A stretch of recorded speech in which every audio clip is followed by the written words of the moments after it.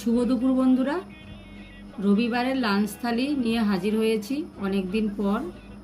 দেখো বন্ধুরা, লাঞ্চে কি কি রেখেছি আজকে। প্রথমেই আমি দিয়ে দেব এখানে সাদা ভাত, তারপরে আমি দিয়ে দেব লেবু, কাঁচা লঙ্কা, তারপরে আমি দিয়ে দেব স্যালাড,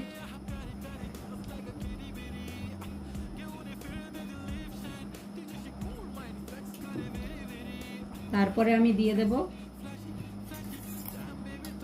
ঢেঁড়স ভাজা,